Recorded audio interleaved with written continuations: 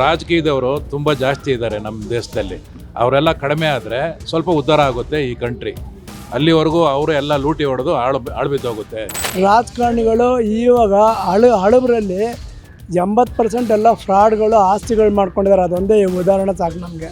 Family ರಾಜಕಾರಣ, ಅವ್ರ ಮಕ್ಕಳು ಬರಬೇಕು, ಮೊಮ್ಮಕ್ಕಳು ಬರಬೇಕು, ಅವರೇ ಬರೋದು. ನಮ್ಮ ಸ್ಟೇಟ್ ರಾಜಕೀಯ ಇದ್ದಿದ್ದು ವರ್ಷ ಆಗಿದೆ ಇವಾಗಿನ ಪರಿಸ್ಥಿತಿನಲ್ಲಿ. ಅವನ ಮೇಲೆ ಅವನು ಯಂಗ್ಸ್ರಿಗೆ ಹೆಣ್ಮಕ್ಳಿಗೆ ಮರ್ಯಾದೆನೇ ಇಲ್ದಂಗೆ ಮಾತಾಡ್ತಿದ್ದಾರೆ. ಹಿಂದೂ ಮುಸ್ಲಿಮು ರಾಮ ಮಂದಿರ ಅಂದ್ಕೊಂಡು ಇವರು ಮುಸ್ಲಿಮು SC ST ಅಂದ್ಕೊಂಡು ಇವರು. ಇವತ್ತಿನ ದಿನ ಕೋಟ್ಯಾಂತರ ರೂಪಾಯಿ ಖರ್ಚು ಮಾಡಿ ಗೆಲ್ಲಬೇಕು ಅನ್ನೋ ಒಂದು ಇದೇ ಆಗಲಿ. ನಿಜವಾಗ್ಲೂ ಈಗಿನ ರಾಜಕೀಯ ಚೆನ್ನಾಗಿಲ್ಲ. 4 ಗೋಡೆ ಮಧ್ಯೆ ಇರಬೇಕಾದ್ರೆ ಬೀದಿಗೆ ತಂದ್ಬಿಟ್ಟು ಇಡೀ ಪ್ರಪಂಚಕ್ಕೆ ತೋರಿಸಿದ್ರು ಅಷ್ಟೇ ಕಿತ್ತಾಡ್ಕೊಂಡು.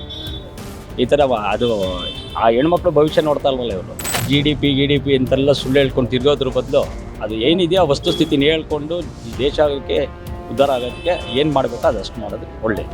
ಇವಾಗ ಏನಿದೆ ದ್ವೇಷದ ರಾಜಕೀಯ, ಇದ್ರ ಬಗ್ಗೆ ನೋಡಿದ್ರೆ ಏನು ಅನ್ಸುತ್ತಮ್ಮ, ಅಸಹ್ಯ ಆಗುತ್ತೆ.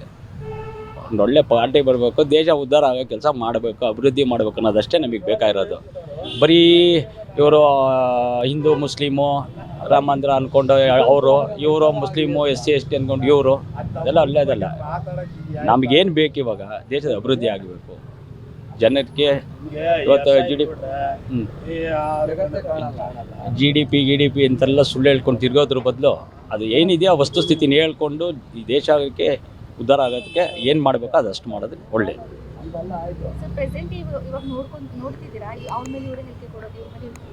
ರಾಜಕಾರಣಿಗಳೇ ಈ ಥರ ಅಕ್ಕಪಕ್ಕದ ಮನೆ ಕಿತ್ತಾಡ್ತಾ ಇದ್ದಾರೆ. ಏನು ಅನ್ಸುತ್ತೆ ನಮ್ಮ ಸ್ಟೇಟ್ ರಾಜಕೀಯದ ಈ ಥರ ಕಿತ್ತಾಡೋದು? ಈಗ ನಾವು ನೋಡ್ಕೊಂಡು ಬಂದಿದ್ದು ರಾಜಕಾರಣ ನೋಡಿದ್ರೆ ಆ ಥರ ಯಾವುದು ಕಂಡಿರಲಿಲ್ಲ. ಇತ್ತೀಚೆಗೆ ಈಗ 10 ವರ್ಷದಿಂದ ಈಚೆಗೆ ಇದೆಲ್ಲ ಜಾಸ್ತಿ ಆಗೋಗಿರೋದು. ಸೆಂಟ್ರಲ್ BJP ಬಂದ ಮೇಲಿಂದನೇ ಇವರು ಅಂದಿನ ಈ ಥರ ಕಿತ್ತಾಡ್ಕೊಂಡು ನೋಡ್ತಾರೆ. ಹಳೆ ರಾಜಕಾರಣನೇ ಬೇರೆ. ಅವತ್ತೆಲ್ಲ ಒಳ್ಳೆ ಎಫಿಷಿಯೆಂಟ್ ಲೀಡರ್ಗಳಿದ್ರು, ಒಳ್ಳೊಳ್ಳೆ ಕೆಲಸ ಮಾಡ್ತಾಯಿದ್ರು.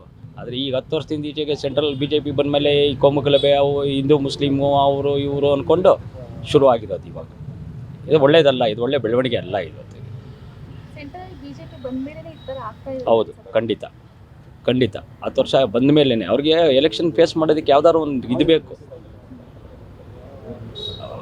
ಒಂದು ಇಶ್ಯೂ ಬೇಕು. ಆ ಇಶ್ಯೂನ ಮಾಡ್ಕೊಂಡು ಹೇಳ್ಕೊಂಬರ್ತಾ ಇದ್ದಾರೆ. ಇವತ್ತು ಹಿಂದೂ ಮುಸ್ಲಿಮ್ ಇವತ್ತೆಲ್ಲ ದೇಶದಲ್ಲಿ ಚೆನ್ನಾಗೇ ಇದ್ದಾರಪ್ಪ, ಇಲ್ಲ ಇದ್ದಾರೆ. ಹಿಂದೂ ಕೆಟ್ಟವ್ರು ಇಲ್ಲ ಅಂತಲ್ಲ, ಇದ್ದಾರೆ. ಹಂಗಂದ್ಬಿಟ್ಟು ಎಲ್ಲರೂ ಕೆಟ್ಟವ್ರೆ ಅಲ್ಲಲ್ಲ.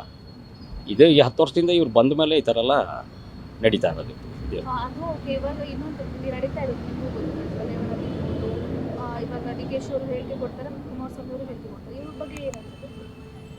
ಒಂಥರ ಅಸಹ್ಯ ಆಗುತ್ತೆ. ಇದು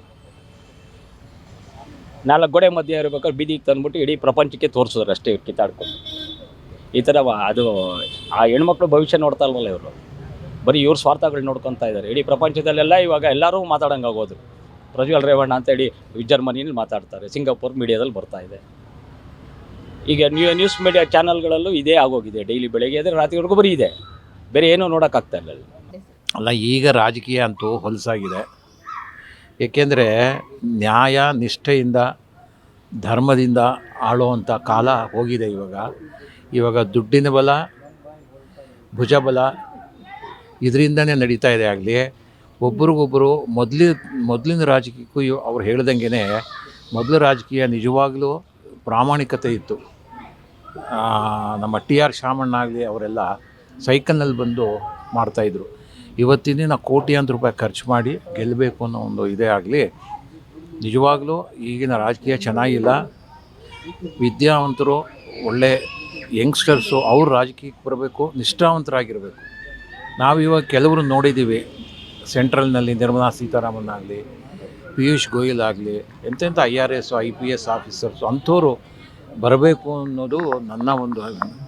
ಮತ್ತು ಆಧ್ಯಾತ್ಮಿಕ ಮತ್ತು ಧರ್ಮಕ್ಕೆ ಯಾರು ನಮಗೆ ಬೆಂಬಲ ಕೊಡ್ತಾರೆ ಅದನ್ನು ನಾವು ಮುಂದುವರಿಸಬೇಕು. ಏಕೆಂದರೆ ಇವತ್ತು ಫಾರ್ ಎಕ್ಸಾಂಪಲ್ಲು ಸುನೀತಾ ಸ್ಪೇಸ್ ಇದಕ್ಕೆ ಹೋಗ್ತಾ ಇದ್ದಾಳೆ ನೋಡಿ.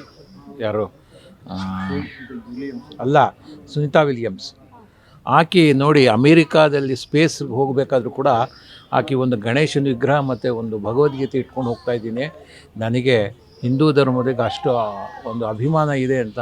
ಸ್ಪೇಸ್ಗೆ ಹೋಗಬೇಕಾದ್ರೆ ನಮ್ಮ ಸಂಸ್ಕೃತಿ ಎಷ್ಟು ಚೆನ್ನಾಗಿದೆ, ನಮ್ಮ ಸಂಸ್ಕೃತಿಯನ್ನು ಬೆಳೆಸಬೇಕು ಅನ್ನೋದೇ ನನ್ನ ಉದ್ದೇಶ. ಇವಾಗ ಆಗ್ತಿರೋ ಬೆಳವಣಿಗೆಗಳನ್ನ ನೋಡಿದ್ರೆ ಇದು ರಾಜಕೀಯ ಎಲ್ಲಿ ತನಕ ಹೋಗಿ ಮುಟ್ಟುತ್ತೆ ಅಂತ ಅನ್ಸುತ್ತೆ? ಇದು ರಾಜಕೀಯ ಭಾರಿ ಕಷ್ಟ ಇದೆ ಮೇಡಮ್. ಇದು ಇದು ಯಾಕೆಂದರೆ ಎಲ್ಲರಿಗೂ ಸೆಲ್ಫ್ ಪ್ರೆಸ್ಟೇಜ್ ಬಂದುಬಿಟ್ಟಿದೆ, ಪೈಪೋಟಿಗಳು ಬಂದಿದೆ. ಕೋಟ್ಯಾಂತರ ರೂಪಾಯಿ ಖರ್ಚು ಮಾಡಿ ಗೆಲ್ಲಬೇಕು ಅನ್ನೋ ಒಂದು ದೇಶ ಆಗಲಿ, ದೇಶಕ್ಕೆ ಒಳ್ಳೇದು ಮಾಡ್ತೀನಿ ಅನ್ನೋದು ಕಮ್ಮಿ ಆಗಿದೆ ಇವಾಗ. ಅದು ಬರೋದು ಸ್ವಲ್ಪ ಕಷ್ಟ ಆಗಿದೆ. ನೋಡಬೇಕು ಮುಂದೆ ಹೇಗಾಗುತ್ತೆ ಏನು ಅಂತ. ಯುವಕರು ಬರಬೇಕು, ಒಳ್ಳೆಯವರು, ವಿದ್ಯಾವಂತರು, ಪ್ರಾಮಾಣಿಕರು ಬರಬೇಕು ಅನ್ನೋದೇ ನನ್ನ ಉದ್ದೇಶ. ದೇಶದ ರಾಜಕೀಯ ಮಾಡ್ತಾ ಇದ್ದಾರೆ, ಅದ್ರ ಭಾಳ ಜನ ಅದಕ್ಕೆ ತಲೆ ಕೆಡಿಸ್ಕೊಂತಾರೆ. ಹಿಂದೆಯಿಂದ ಬಂದಿರೋದು ದೇಶದ ರಾಜಕೀಯ ಮಾಡೋದು. ಯಾರು ಅಪೋಸಿಷನ್ ಇರ್ತಾರೋ ಅವ್ರ ಮೇಲೆ ಬೈಯೋದು, ಅವ್ರು ಇವ್ರ ಮೇಲೆ ಬೈಯೋದು ಅಷ್ಟೇ. ಈಗಿನ ಒಂದು 5 ವರ್ಷದಿಂದ ಹೆಚ್ಚಿಗೆ ಜನಗಳು ಡೆವಲಪ್ಮೆಂಟ್ಸ್ ನೋಡ್ತಾ ಇದ್ದಾರೆ. ಡೆವಲಪ್ಮೆಂಟ್ಸ್ ನೋಡಿಕೊಂಡು ಎಜುಕೇಟೆಡ್ಡು ಎಲ್ಲರೂ ಹೋಗಿ ಓಟ್ ಹಾಕಿದ್ರೆ ಖಂಡಿತ ಯಾರು ಮಾಡ್ತಾ ಇದ್ದಾರೆ ಅನ್ನೋದು ಅರ್ಥ ಆಗುತ್ತೆ. ಅದನ್ನು ಡೆವಲಪ್ಮೆಂಟ್ಸ್ ನೋಡಿದೆ ಅವನು ಸಾಹುಕಾರ, ಇವನು ಬಡವ, ಅವ್ನು ನೋಡ್ದ ಅಂದರೆ ಪ್ರಯೋಜನ ಇಲ್ಲ. ನಮ್ಮ ದೇಶದ ಜನಕ್ಕೆ ಬೇಕಾಗಿರೋದೇ basic needs: food, cloth, shelter, roads, transportation, education, hospital. ಅದ್ರ ಬಗ್ಗೆ ಈಗೆಲ್ಲ ಅವೇರ್ನೆಸ್ ಬರ್ತಾಯಿದೆ. ಯಾಕಂದರೆ ಎಲ್ಲ ಹೊಸದಾಗಿರೋ ಸಾಫ್ಟ್ವೇರ್ ಹುಡುಗರು, ಎಜುಕೇಟೆಡ್ಡು ಎಲ್ಲರೂ ಈಗ ಬರ್ತಾಯಿದ್ದಾರೆ ಓಟ್ ಹಾಕೋದಕ್ಕೆ. ಅವ್ರನ್ನ ಕೇಳಿದ್ರೆ ಅವ್ರು ಅದನ್ನೇ ನೋಡೋದು. ಅವರು ಬೇರೆ ಯಾವ ಪಾರ್ಟಿ ಏನಾದರೂ ಮಾಡ್ಕೊಳ್ಳಿ, ಇನ್ನೊಂದು ಏನಾದರೂ ಮಾಡ್ಕೊಳ್ಳಿ. ಬಟ್ ಮೀಡಿಯಾದಲ್ಲಿ ಜಾಸ್ತಿ ದೇಶದ ರಾಜಕಾರಣ ಇರೋಂಥದ್ದನ್ನು ಕೆಲವು ಪಾರ್ಟಿಗಳು, ಕೆಲವು ಪೇಪರ್ಗಳು, ಕೆಲವು ಟೆಲಿವಿಷನ್ ಇಟ್ಕೊಂಡು ಅವ್ರನ್ನೇ ಎನ್ಲೈಟ್ ಮಾಡ್ತಾಯಿದ್ದಾರೆ. ನಮ್ಮ ದೇಶದ ಜನಗಳು ನನ್ನ ಇಷ್ಟ ಏನಪ್ಪ, ದೂರದರ್ಶನ ಒಂದೇ ಕರೆಕ್ಟಾಗಿ ನ್ಯೂಸ್ ಕೊಡ್ತಾ ಇರೋದು, ಕರೆಕ್ಟಾಗಿ ಜನಗಳಿಗೆ ಎಜುಕೇಟೆಡ್ ಮಾಡ್ತಾ ಇರೋದು. ಏನು ಬೇಕೋ ಅದು ತೋರಿಸ್ತಾ ಇದ್ದಾರೆ ಮೇಡಮ್. ಬಟ್ ರಾಜಕಾರಣಿಗಳ ಬಗ್ಗೆ ಹೇಳೋದು, ರಾಜಕಾರಣಿಗಳು ಇವಾಗ ಹಳಬರಲ್ಲಿ 80% ಎಲ್ಲ ಫ್ರಾಡ್ಗಳು, ಆಸ್ತಿಗಳು ಮಾಡ್ಕೊಂಡಿದ್ದಾರೆ. ಅದೊಂದೇ ಉದಾಹರಣೆ ಸಾಕು ನಮಗೆ. ಫ್ಯಾಮ್ಲಿ ರಾಜಕಾರಣ, ಅವ್ರ ಮಕ್ಕಳು ಬರಬೇಕು, ಮೊಮ್ಮಕ್ಕಳು ಬರಬೇಕು, ಅವರೇ ಬರೋದು. ಬಟ್ ಈಗ ಬರ್ತಾ ಇರೋ ಹುಡುಗರಲ್ಲಿ ಫ್ಯಾಮ್ಲಿ ರಾಜಕಾರಣ ಬರ್ತಾ ಇಲ್ಲ. ಅಲ್ಲಿ ಹುಡುಗರದಲ್ಲ, ಇವಾಗ ಬೆಳವಣಿಗೆ ಈಗ ಬೆಳವಣಿಗೆಗಳಾಗಿದ್ರೆ ತುಂಬ ಚೇಂಜಸ್ ಆಗ್ತಾ ಇದೆ. ವಿದ್ಯಾವಂತರು ಬರ್ತಾ ಇದ್ದಾರೆ, ಮೊದಲು ವಿದ್ಯಾವಂತರು ಬರ್ತಾನೆ ಇರಲಿಲ್ಲ, ಈಗೆಲ್ಲ ಬರ್ತಾ ಇದ್ದಾರೆ. ಈಗ ಇದೇ ಥರ ಇನ್ನೊಂದು 10-15 ವರ್ಷ ಹೊಟ್ಟೋದ್ರೆ ನಮ್ಮ ದೇಶ ಎಲ್ಲ ಹೊಟ್ಟೋಗುತ್ತೆ. ಏನಂದ್ರೆ ಇವಾಗ ನೀವು ನೋಡಿರ್ತೀರಾ, ಅವ್ರ ಮೇಲೆ ಇವ್ರು ಹೇಳಿಕೆ ಕೊಡೋದು, ಇವ್ರ ಮೇಲೆ ಅವ್ರು ಹೇಳಿಕೆ ಕೊಡೋದು, ಈ ಥರ ಅವರವರೇ ಹೇಳಿಕೆ ಎಲ್ಲ ಇಮ್ಯಾಜಿನೇಷನ್ ಮೇಡಮ್, ರಿಯಲ್ ಏನಿಲ್ಲ. ಇವರೇನು ಆರ್ಗ್ಯುಮೆಂಟ್ ಮಾಡಿದ್ರು ಕೊನೆಗೆ CIDನೋ CBIನೋ ಏನೋ ಮಾಡುತ್ತೆ, ಕರೆಕ್ಟಾಗಿದೆ ಅನ್ನೋದು ಕೋರ್ಟ್ ಹೇಳುತ್ತೆ. ಅಲ್ಲಿ ತನಕ ಇದೆಲ್ಲ ಬರೋದೆಲ್ಲ ಬೋಗಸ್ಸೆ, ಎಲ್ಲ ಇಮ್ಯಾಜಿನೇಷನ್ನು. ರಿಯಲಾಗಿ ನೋಡಿದ್ರೆ ಅವರು ಆವತ್ತು ಇಟ್ಕೊಡ್ಬೋದಾಯ್ತಲ್ಲ, ನೋಡಿಲ್ಲ, ಸುಮ್ಮನೆ ಹೇಳ್ತಾರೆ. ಜನಗಳು ಪಬ್ಲಿಸಿಟಿ ಮಾಡ್ಕೊಂಡು ಹೋಗ್ತಾರೆ ಅಷ್ಟೇ. ಜಾಸ್ತಿ ಜನ ಕಾರ್ಯಕರ್ತರು ಅವರು ಇರೋದೆಲ್ಲ ವಿದ್ಯಾವಂತರು, ದುಡ್ಡು ಕೊಟ್ಟು ಬರೋರು. ದುಡ್ಡು ಕೊಟ್ಟರು ಬರ್ತಾರೆ. ಆನೆಸ್ಟ್ ಆಗಿರೋರು ಯಾರು ಬರ್ತಾರೆ? ಬರೋದಿಲ್ಲ. ಅದನ್ನು ಪರಿವರ್ತನೆ ಆಗಬೇಕು ಅಂದರೆ ವಿದ್ಯಾಭ್ಯಾಸ ಚೆನ್ನಾಗಾಗಬೇಕು ಅಷ್ಟೇ. ರಾಜಕೀಯದವರು ತುಂಬ ಜಾಸ್ತಿ ಇದ್ದಾರೆ ನಮ್ಮ ದೇಶದಲ್ಲಿ. ಅವರೆಲ್ಲ ಕಡಿಮೆ ಆದರೆ ಸ್ವಲ್ಪ ಉದ್ಧಾರ ಆಗುತ್ತೆ ಈ ಕಂಟ್ರಿ. ಅಲ್ಲಿವರೆಗೂ ಅವರು ಎಲ್ಲ ಲೂಟಿ ಹೊಡೆದು ಆಳ್ಬಿದ್ದೋಗುತ್ತೆ. ಅರ್ಥ ಆಯ್ತಾ? ಅಷ್ಟೇ ಸಾಕು. ನಮ್ಮ ಸ್ಟೇಟ್ ರಾಜಕೀಯ ನೋಡಿದ್ರೆ ನಮ್ಮ ಸ್ಟೇಟ್ ರಾಜಕೀಯ ಇದ್ದಿದ್ದು ವರ್ಷ ಆಗಿದೆ ಇವಾಗಿನ ಪರಿಸ್ಥಿತಿನಲ್ಲಿ. ಅವನ ಮೇಲೆ ಇವನು ಅವನು ಯಂಗ್ಸ್ರಿಗೆ, ಹೆಣ್ಮಕ್ಳಿಗೆ ಮರ್ಯಾದೆನೇ ಇಲ್ದಂಗೆ ಮಾತಾಡ್ತಿದ್ದಾರೆ. ಅದನ್ನೇನು ಮಾತಾಡ್ತೀರಾ ಅಲ್ವರಾ? ಅದನ್ನೇ ಸರ್, ಅವರು ರಾಜಕಾರಣಿಗಳೇ ಆ ಥರ ಮಾಡ್ಕೊಂಡು ಮಾಡಿದ್ರೆ ನಾನು ಜನಗಳು ಯಾವ ಥರ ತಗೋಬೇಕು? ಇಲ್ಲ, ಅವ್ರಿಗೇನು ಪಾಠ ಕಲ್ಸೋಕ್ಕಾಗೋದಿಲ್ಲ ಮೇಡಮ್. ದೇವರೇ ಕಲಿಸ್ಬೇಕು. ಯಾಕಂದರೆ ಹೆಣ್ಮಕ್ಳನ್ನ ಎತ್ಕೊಳೋದು, ಅವ್ನು ಕಿಡ್ನಾಪ್ ಮಾಡೋದು, ಇದೆಲ್ಲ ಒಂದು ಒಳ್ಳೆಯ ವಿಚಾರ ಅಲ್ಲ ಅಲ್ವಾ? ಅದರಿಂದ ಮಾತಾಡಬಾರ್ದು. Beat Plus Karnataka.